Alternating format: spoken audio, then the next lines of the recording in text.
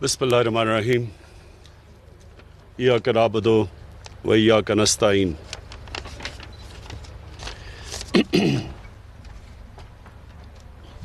اچھا ٹھیک ہے. آج میں گلگت بلتستان کی کابینہ اور خاص طور پہ چیف منسٹر صاحب آپ کو مبارک بھی دیتا ہوں، اور میں یہ آپ سے امید لگاتا ہوں کہ انشاءاللہ یہ وہ منتخب حکومت گلگت بلتستان میں آئے گی جو کہ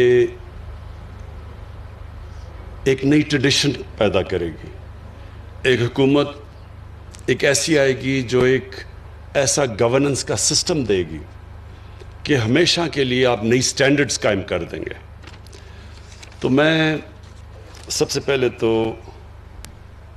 وہ پرائم منسٹر ہوں جو کوئی بھی پاکستان میں ایسا پرائم منسٹر نہیں جس نے یہ سارے علاقے کو اس طرح دیکھا ہو جو میں نے دیکھا ہے. 15 سال کی عمر میں پہلی دفعہ آیا تھا جب ابھی کارا کرم کا یہ سڑک بھی نہیں بنی تھی، ہائی وے نہیں بنی تھی. اور اس کے بعد میں کرکٹ کھیلتا رہا. جیسی کرکٹ سے مجھے فرصت ملی، کیونکہ سردیوں میں گرمیوں میں کرکٹ کھیلتا تھا، تو جیسے ملا تو پھر میں تب سے سارے علاقے میں پھر سے واپس آیا، اور میں آپ کا سارا علاقہ جانتا ہوں، آپ کے مسئلے جانتا ہوں، اور جو پوٹینشل ہے اس علاقے کا وہ بھی جانتا ہوں. اور میرے خیال میں کہ ہم جو انشاءاللہ ہماری یہ جو گورنمنٹ ہے، یہ جو ہم اب جس راستے پہ جس رخ پہ گلگت بلتستان کو اب ہم ڈالیں گے، یہ سب انشاءاللہ عوام کی زندگی بدل جائے گی.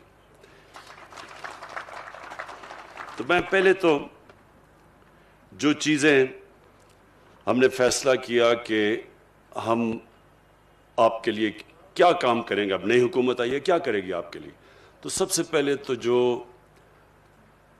پروویژنل سٹیٹس ہے اس کے اوپر فوری طور پہ کام کریں گے، تاکہ جو احساس محرومی رہی ہے اب تک یہاں وہ دور کی جائے. میں جب بھی یہاں آتا تھا مجھے نوجوان یہ کہتے تھے کہ جی ہمیں بتائیں ہم کیا پاکستانی ہیں یا نہیں ہیں، ہمارے حقوق ہیں یا نہیں ہیں.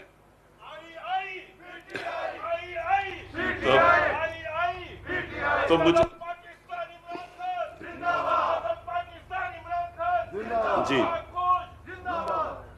تو تب سے مجھے احساس تھا کہ ہمیں لوگوں کے لیے، نوجوانوں کے لیے ان کو یہ احساس ہی نہ ہو کہ وہ پاکستان کے برابر کے شہری نہیں ہیں. یہ احساس دور کرنے کے لیے ضروری تھا کہ یہ جو ہم نے اب نیا آپ کے لیے سیٹ اپ بنایا، اور جو انشاءاللہ اس کے اوپر اب ڈیٹیلز میں کام ہوگا کہ کیسے آپ کا یہ پروویژنل سٹیٹس جو پروونس کا ہے اس کے اوپر پوری طرح کام کیا جائے. اور فوری طور پہ ہم کمیٹی بٹھائیں گے جو اس کے اوپر اب باقاعدہ ٹائم لائنز کے ساتھ کام کرے گی. تو یہ تو انشاءاللہ ایک بہت بڑا ایک جو ایشو تھا وہ ختم ہو جائے گا آپ کا انشاءاللہ.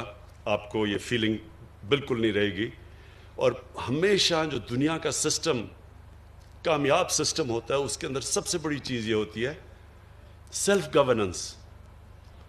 لوگوں کے پاس اختیار ہوتا ہے اپنی زندگی کے فیصلے کرنے کے لیے، کوئی باہر سے آ کے ان کو بتا نہیں سکتا. آپ لوگوں کو بہتر پتہ ہے کہ آپ کو کس طرح کی ڈیولپمنٹ چاہیے. ہم اسلام آباد سے آپ کو نہیں بتا سکتے کہ یہ پروجیکٹ اے بنایا جائے یا پروجیکٹ بی بنایا جائے، یہ آپ فیصلہ کر سکتے ہیں. تو ایک تو یہ میں آپ کو مبارک بھی دیتا ہوں کہ اس کے اوپر فوری طور پہ اب کام ہوگا.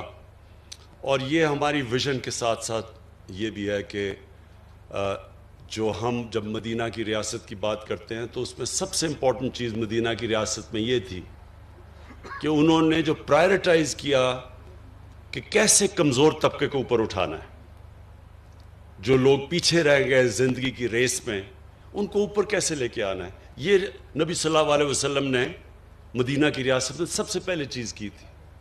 پیسے بھی نہیں تھے, غریب لوگ تھے اس وقت, لیکن اس ریاست نے فیصلہ کیا کہ ہماری پرائرٹی ہوگی کہ جو کمزور غریب طبقہ, جو معذور ہیں, جو بیوہ ہیں, جو یتیم ہیں, ان کو ہم نے کیسے اوپر لے کے آنا ہے. تو اسی طرح نمبر 1 ہماری پرائرٹی وہ ہے. ہمارا احساس پروگرام جو ہم لے کے آئے ہیں, پاکستان کی تاریخ میں سب سے بڑا پروگرام ہے, جس کو کہتے ہیں پاورٹی ایلیویشن, غربت ختم دور کرنے کے لیے. وہ انشاءاللہ ہمارا پروگرام شروع ہے. وہ گلگت بلتستان میں بھی آپ کو زیادہ ضرورت ہے اس کی, کیونکہ یہاں زیادہ لوگ پیچھے رہ گئے ہیں زندگی کی ریس میں. تو انشاءاللہ وہ احساس پروگرام ہم یہاں لے کے آ رہے ہیں.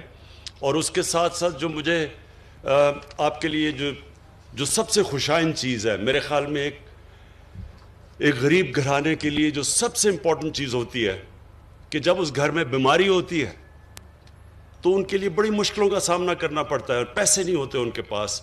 وہ چیزیں بیچ دیتے ہیں, قرضے میں مقروض ہو جاتے ہیں کسی کا علاج کرواتے ہوئے. تو ہم ہیلتھ کارڈ لے کے آ رہے ہیں, سارے گلگت بلتستان کے لوگوں کے لیے ہیلتھ انشورنس لے کے آ رہے ہیں. 10 لاکھ روپیہ ایک گھر کے لیے کہ کسی بھی ہسپتال میں جا کے وہ ہیلتھ کارڈ کے ذریعے اپنا علاج کروا سکتے ہیں, 10 لاکھ تک. اس کے علاوہ جو ٹورزم ہے, کیونکہ میں آپ کے علاقے کے ٹورزم کے پوٹینشل کو جانتا ہوں, کیونکہ میں سارا دیکھا ہوا ہے آپ کا علاقہ, لہٰذا ٹورزم کے اوپر ہم پورا زور لگانے لگے.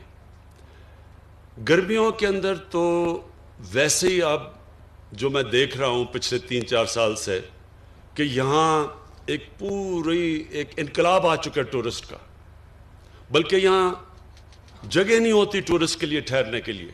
سارے ہوٹل بھر جاتے ہیں, جو اپنے گیسٹ ہاؤسز لوگوں نے بنائے وہ بھی بھر جاتے ہیں. تو اور بدقسمتی سے کرونا کی وجہ سے یہ پچھلی گرمیوں میں اس طرح نہیں ٹورسٹ آ سکا. لیکن میں آپ کو یہ اشور کرتا ہوں کہ 2 قسم کی جو ٹورزم ہے, ایک تو اندرونی ہماری ٹورزم ہے. ہمارا نوجوان ہے, موبائل فون کی وجہ سے جب وہ کہیں جاتا ہے وہ اپنی تصویر لگا دیتا ہے فیس بک کے اوپر. وہ فیس بک کے اوپر دیکھتا ہے, آپ کو ایڈورٹائز ہی نہیں کرنا پڑتا, وہ جو فیس بک پہ چلتا ہے وہ ساری دنیا میں جب تصویریں جاتی ہیں تو دنیا سے لوگ آ رہے ہوتے ہیں. میں جب یہاں 3-4 سال پہلے آیا تھا تو میں نے دیکھا کہ بیرون ملک پاکستانی, برطانیہ سے, یورپ سے پاکستانی یہاں ٹھہرے ہوئے تھے ہوٹلز کے اندر, سب ہوٹل بھرے ہوئے تھے. تو اب یہ بڑھتی جائے گی آپ کی ٹورزم. تو اس کے لیے ہم نے آپ کے لیے سستے قرضے دیں گے تاکہ لوگ اپنے گھروں کے ساتھ گیسٹ روم بنا سکیں, تاکہ ان کی آمدنی بڑھ سکے. تو ایک تو یہ ہم نے پورا پروسیس شروع کیا ہوا ہے. اس کے اوپر انشاءاللہ آپ کو وزیر اعلیٰ صاحب آپ کو ہم پورا اپڈیٹ کریں گے کہ ہم کیا کیا پروگرام لے کے آ رہے ہیں کہ لوگوں کے پاس بڑے سستے قرضے ملیں تاکہ وہ ٹورزم کے لیے اپنے گھر کے ساتھ ایکسٹرا کمرے بنا سکیں. اس کے علاوہ میں بھی پچھلے ہفتے آسٹریا سے ایک بہت بڑی کمپنی ہے, اس سے میری ملاقات ہوئی. تو وہ اسکیئنگ کے اسپیشلسٹ ہیں. اب سوئٹزرلینڈ کے اندر جو زیادہ پیسہ سوئٹزرلینڈ میں بنتا ہے وہ ٹورزم سے, وہ اسکیئنگ سے بنتا ہے, اور آسٹریا میں بھی بنتا ہے. اب یہ جو میرے پاس کمپنی جب میری ملاقات ہوئی, وہ یہ کہہ رہے ہیں کہ گلوبل وارمنگ کی وجہ سے کیونکہ موسم گرم ہو رہا ہے تو ان کے پاس وہ جو ٹائم ہے اسکیئنگ کا وہ کم ہوتا جا رہا ہے. تو وہ میرے پاس آیا, اس نے کہا کہ جو ہمارے یہاں علاقے ہیں وہ اتنے اونچے ہیں اب کہ یہاں بڑی دیر تک اسکیئنگ ہو سکتی ہے, یعنی 7-8 مہینے تک اسکیئنگ ہو سکتی ہے. تو ان سے ہم نے بات چیت شروع کی ہے کہ آہستہ آہستہ اسکیئنگ کے یہاں علاقے ڈیولپ کریں. اس سے کیا ہوگا, ابھی تک تو صرف گرمیوں میں آپ کے پاس ٹورسٹ آتے ہیں, جب اسکیئنگ آ گئی تو گرمیوں میں بھی آئیں گے, سردیوں میں بھی آپ کے پاس ٹورسٹ آئیں گے اور باہر سے آئیں گے, جس سے پاکستان کو بھی فائدہ ہوگا کیونکہ فورن ایکسچینج ہمارے ملک میں آئے گا. اس کے علاوہ اسکردو کا ہسپتال شروع کیا ہوا ہم نے 250 بیڈ کا, انشاءاللہ وہ کمپلیٹ ہو جائے گا. اس کے لیے میں آپ کو اس لیے کہ مجھے پتہ ہے کہ یہاں بڑا مشکل ہوتا ہے جب لوگوں کے پاس یہاں ہسپتال نہیں ہے یا لوگوں کو اسلام آباد جانا پڑتا ہے. تو انشاءاللہ اس ہسپتال کو ہم اپ گریڈ کرتے رہیں گے. ہم ہائیڈرو الیکٹریسٹی پانی سے بجلی بنانے کے یہاں بڑی جگہ ہیں، تو ہم نے فیصلہ کیا 300 میگا واٹ ٹوٹل بجلی یہاں، جو سارے گلگت بلتستان کے لیے ضرورت سے زیادہ بجلی ہو جائے گی اگر ہم 300 میگا واٹ بنائیں. تو 2 بن رہے ہیں ہمارے، 2 hydro electric stations, power stations بن رہے ہیں، 2 پائپ لائن میں ہیں، ان کے PC1 تیار ہو گئے ہیں، اور 2 اور کہ ہم نے اپروو کر دیے ہیں. تو 6 تو آپ کے اسٹیشن بن جائیں گے. اس کے علاوہ جو ہم نے پختونخوا میں کیا تھا مائکرو ہائیڈل اسٹیشنز، چھوٹے چھوٹے اسٹیشنز، وہ انشاءاللہ ہماری پوری کوشش ہے کہ چھوٹے چھوٹے علاقوں میں چھوٹا چھوٹا ایک ایسا اسٹیشن جو کہ سارے گاؤں کو بجلی دے سکے، وہ بھی، اور اس کے ساتھ سولر بھی، یہ بھی کوشش کریں کہ تاکہ آپ کے سارے علاقے میں بجلی آ جائے. پھر special economic zone, special economic zone CPEC کے راستے میں ہے، بلکہ ہماری کنیکشن ہی چائنا سے گلگت بلتستان کے ذریعے ہے. اور اس کے لیے ہم نے فیصلہ کیا ایک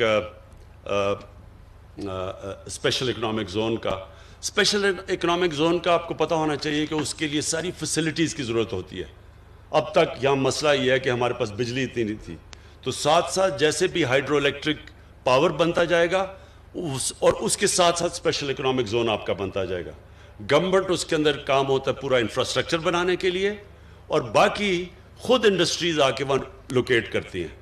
اور کیونکہ یہ CPEC کے راستے میں ہے تو یہ پہلا انشاءاللہ ہم ایک اسپیشل اکنامک زون آپ کے لیے ہم بنائیں گے. اور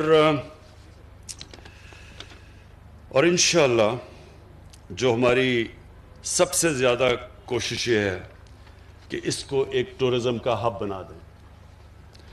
اب میں آپ کو تحریک انصاف کی ویژن کی بات کرتا ہوں کہ میری ویژن کیا ہے.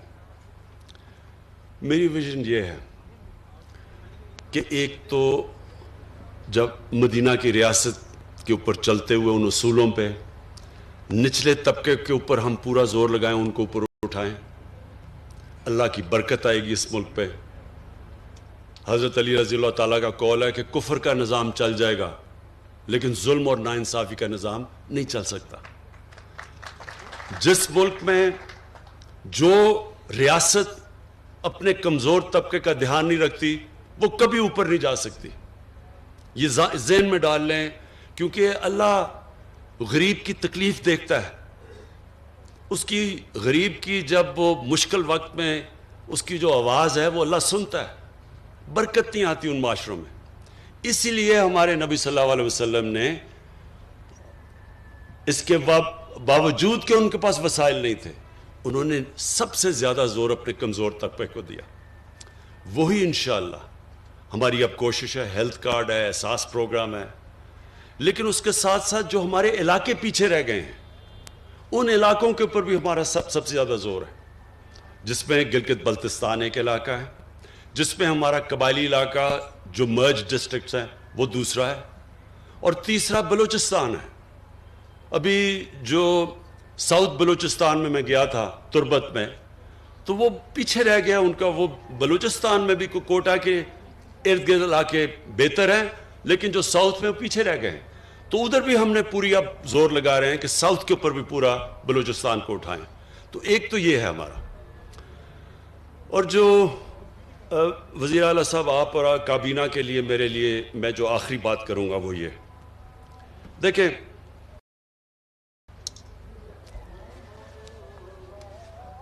جو لیڈر ہوتا ہے، لیڈر کی جو سب سے بڑی 2 کوالٹیز وہ بہت ضروری ایک لیڈر میں ہونا ہوتی ہے: صادق اور امین. دنیا کے گریٹسٹ لیڈر ہمارے نبی صلی اللہ علیہ وسلم تھے، اور ہمیں اللہ نے قرآن میں حکم دیا کہ ان کی زندگی سے سیکھو، ان کی سنت پہ چلو. وہ گریٹسٹ لیڈر کی یہ جو کوالٹی تھی کہ ان کے دشمن بھی کہتے تھے کہ یہ سچا انسان ہے، انہی کے قدموں پہ چل کے جو میں اپنا بڑا لیڈر مانتا ہوں وہ قائد اعظم محمد علی جناح تھے۔ قائد اعظم کے بھی دشمن سب کہتے تھے کہ یہ آدمی سچا آدمی ہے۔ وہ انگریزی میں تقریر کرتے تھے قائد اعظم، عوام کو سمجھ نہیں آتی تھی لیکن کہتے تھے جو یہ کہہ رہا ہے وہ سچ ہی کہہ رہا ہے۔ میں یہ چاہتا ہوں کہ یہ بہت ضروری ہے کہ آپ کے اوپر جو یہ اللہ کی طرف سے ذمہ داری آتی ہے، بڑی ذمہ داری ہوتی ہے کہ آپ کو ایک خاص مقام دیا ہے وزیر اعلیٰ اور وزیروں کو کہ آپ اپنے لوگوں کی زندگی بہتر کر سکتے ہیں، تو بنیادی یہ دو چیزوں سے نہ ہٹنا، صادق اور امین۔ ایک حدیث ہے کہ شیطان انسان کے گناہوں کو پبلک میں نشر کر دیتا ہے، آپ چھپانے کی بھی کوشش کرتے ہیں وہ گناہ باہر نکل آتا ہے۔ اب کس کو کیا پتا تھا کہ آپ نے اپنا نیب کا ہیڈ بھی رکھ لیا، آپ نے چارٹر آف ڈیموکریسی سے سمجھوتا بھی کر لیا، مکمکا بھی کر لیا سب سے۔ کسی کو کیا پتا تھا کہ پیناما کے اندر انکشاف ہو جائے گا اور 4 جو بڑے بڑے محلات ہیں وہ باہر آ جائیں گے اور اس کے بعد آپ کی پھر سے ٹرائل شروع ہو جائے گی۔ دیکھیں یہ چوری چھپتی نہیں ہے، اور یہ چوری کو چھپانے کے لیے، ایک جھوٹ کو چھپانے کے لیے 100 جھوٹ بولنے پڑتے ہیں، اور وہ جو انسان پیسہ بناتا ہے اپنی اولادوں کے لیے تو اولادوں کو بھی جھوٹ بولنا پڑتا ہے۔ اینڈ میں وہ پیسہ بچانے کے لیے وہ بھی سارا دن جھوٹ بولتے رہتے ہیں۔ اس پیسے کا کیا فائدہ جو آپ کی بھی تباہی کرتا ہے، آپ کی اولادوں کی بھی تباہی کرتا ہے؟ یہ جو حرام کا پیسہ ہے یہ ایک اللہ کی لعنت ہے۔ میں دونوں آصف زرداری اور نواز شریف کو 30-40 سال سے جانتا ہوں، میں نے ان کے اوپر اللہ کا عذاب آتا دیکھا ہے۔ یہ ہمارے لیے عبرتناک ہے، اپنی زندگی میں دیکھا ہے ان کے اوپر کہ ان کی کیا حالت بنی، کبھی جیل میں جا رہے ہیں، کبھی باہر آ رہے ہیں، کبھی جھوٹ بول کے لندن جا رہے ہیں، کبھی سعودی عربیہ جا رہے ہیں، سب کے چوری کا پیسہ بچانے کے لیے۔ پھر بچوں کو جھوٹ بولنا پڑ رہا ہے کہ لندن تو چھوڑو پاکستان میں بھی کوئی پراپرٹی نہیں ہے۔ پھر یہ پوری اے پی ڈی ایم کیمپین کر رہی ہے، کرونا میں لوگ مر رہے ہیں، بیماریاں بڑھتی جا رہی ہیں، ہر روز اموات بڑھتی جا رہی ہیں۔ کل ہماری 3-2.5 مہینے کے بعد سب سے زیادہ لوگ ہمارے کرونا سے گئے تھے، 70 سے اوپر، لیکن وہ جلسے کر رہے ہیں۔ پتہ ہے کہ جب لوگ جمع ہوتے ہیں تو کرونا پھیل جاتی ہے، سب کو پتہ ہے۔ سارے میڈیکل ورکرز، ڈاکٹرز، نرسز ہمیں کہہ رہے ہیں کہ جی پریشر پڑتا جا رہا ہے ہسپتالوں میں، اور وہ جلسے کر رہے ہیں۔ اس لیے کیوں کر رہے ہیں؟ چوری بچانے کے لیے۔ حرام کا پیسہ انسان کو تباہ کر دیتا ہے۔ کسی ڈاکٹر سے پوچھ لیں کہ جو سب سے بڑا بیماریوں کی جڑ ہے نا، جس سے کینسر بھی پھیلتی ہے، ہارٹ ڈیزیز بھی، بلڈ پریشر بھی، ڈائبٹیز بھی، وہ ہے سٹریس، ذہنی دباؤ۔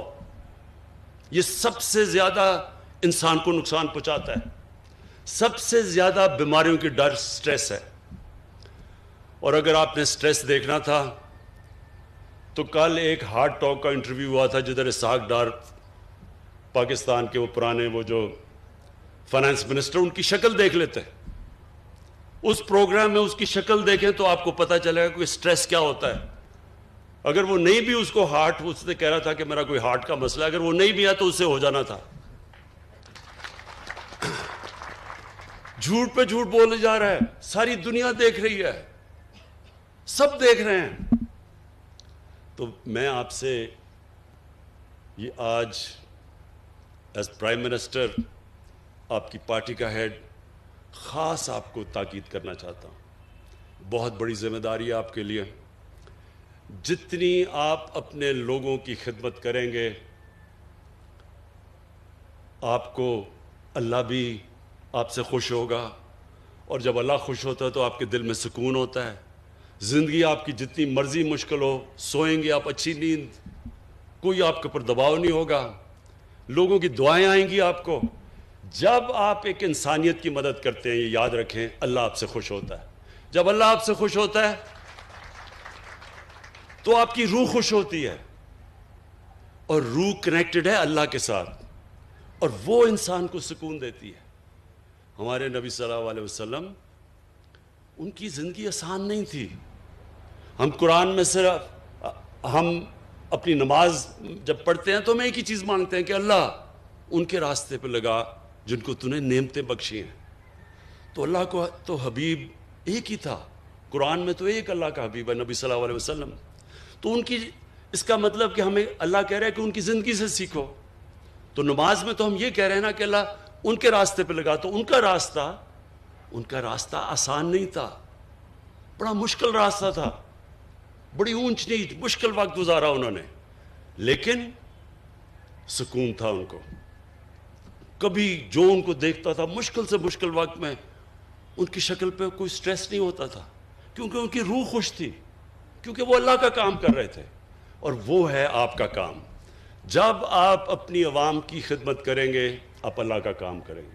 آپ اللہ کا کام کریں گے، اللہ آپ کو وہ خوشی دے گا جو کبھی پیسہ وہ خوشی خرید نہیں سکتا۔ اور آپ انشاءاللہ اس گلگت بلتستان میں وہ چینج لے کے آئیں گے۔ ہم آپ کے ساتھ کھڑے ہیں، سینٹر آپ کی پوری مدد کرے گا، اور میں یہ چاہتا ہوں کہ جب آپ کا ٹائم پورا ہو تو گلگت بلتستان کے لوگوں کی زندگیاں بہتر ہو چکی ہوں۔ شکریہ۔ وزیر اعظم عمران خان گلگت بلتستان کے نو منتخب ارکان کی تقریب حلف برداری سے خطاب کر رہے تھے۔ وزیر اعظم عمران خان نے اپنے خطاب میں کہا، گلگت بلتستان کی کابینہ اور وزیر اعلیٰ کو مبارکباد پیش کرتا ہوں۔ گلگت بلتستان کے علاقے اور عوام کے مسائل سے آگاہ ہوں، یہاں کی صلاحیتوں سے بھی آگاہ ہوں۔ وزیر اعظم عمران خان کی جانب سے کہا گیا کہ انشاءاللہ گلگت بلتستان کے عوام کی قسمت بدل جائے گی۔ گلگت بلتستان میں ایک ایسی حکومت ہوگی جو اپنا معیار قائم